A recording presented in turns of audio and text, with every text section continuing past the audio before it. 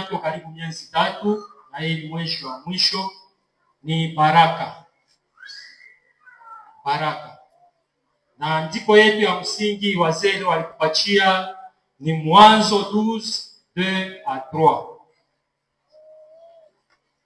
Pale tunaona malako ya Mungu akimwahidi Abraham kusema kwamba utabarikiwa na ule wote atakaye kulaani atalaaniwa. Baraka ya Abraham tunaiona kupitia Bwana wetu Yesu Kristo, kwa sababu Bwana wetu Yesu Kristo ni kizazi kile cha Abraham.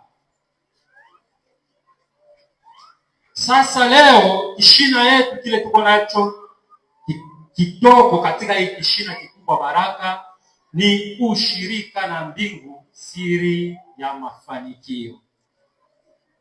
Ushirika wa mbingu, siri ya mafanikio. Tukiwa pamoja na mbingu, tukiwa pamoja na Bwana wetu Yesu Kristo, ni siri kwetu ya mafanikio. Haleluya! Baraka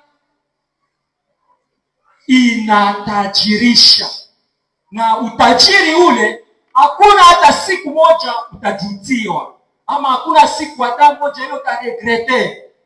Sababu baraka ingine tunaona ni baraka, lakini mwisho tunakuya kuhuzunika.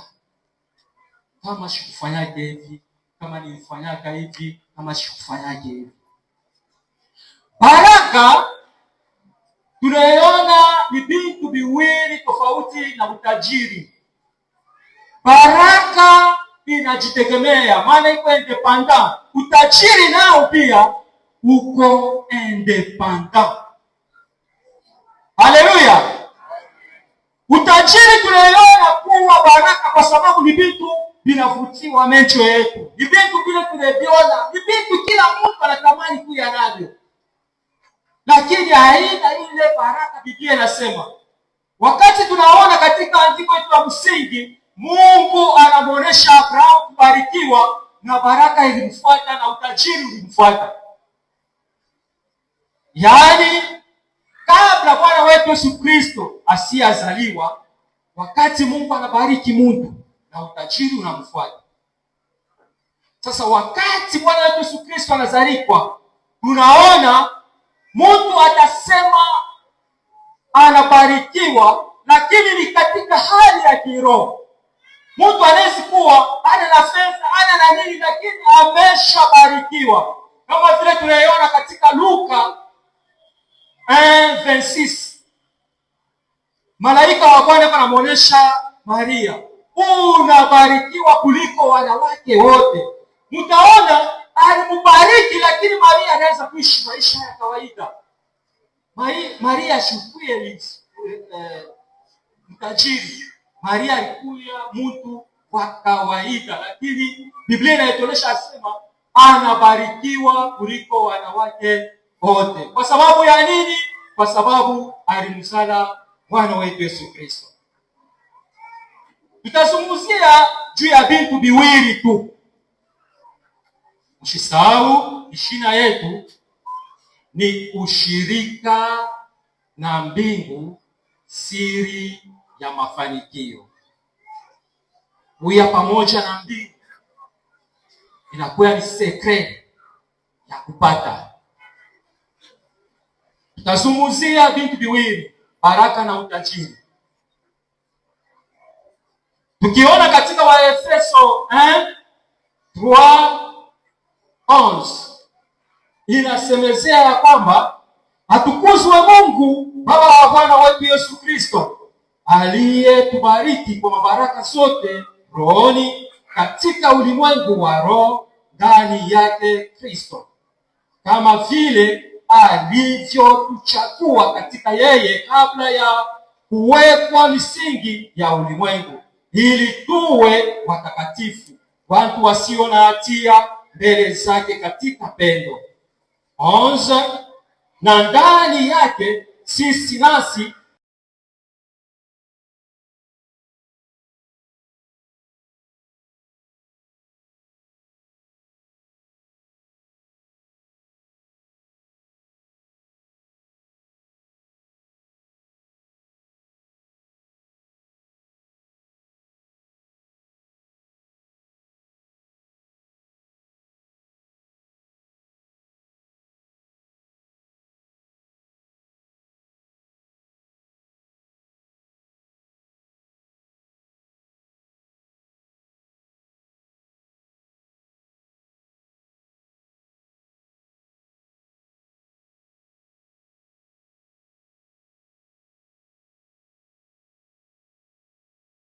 ushusha chini tena uinua juu.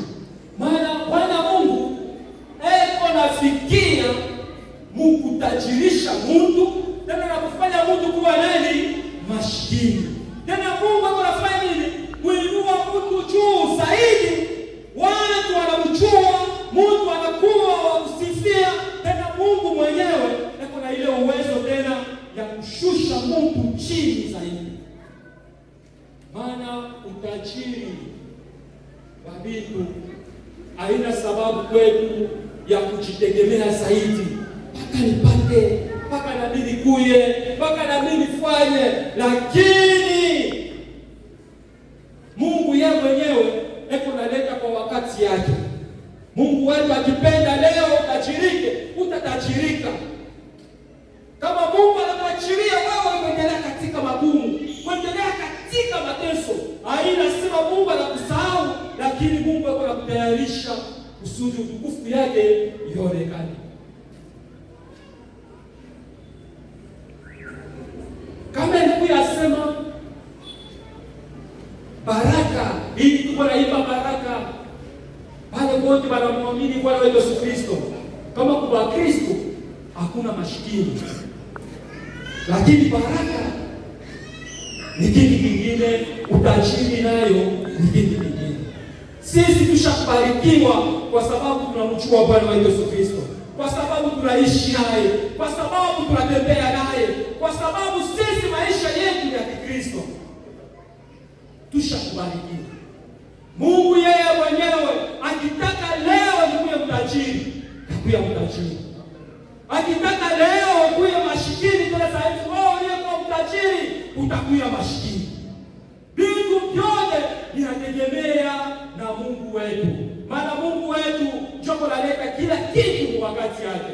Basi haina sababu kwetu kuendelea kujitabisha kusudi nibarikiwe, nipate niyo magari katika kimwili, nipate mabia materiel, watu wanione, nipate hivi na mimi nifanye hivi. Hatutafanya course juu ya kupata utajiri wa dunia hii, lakini sisi tupambane juu ya kupata uzima wa milele. Basi Mungu wetu abariki neno lake.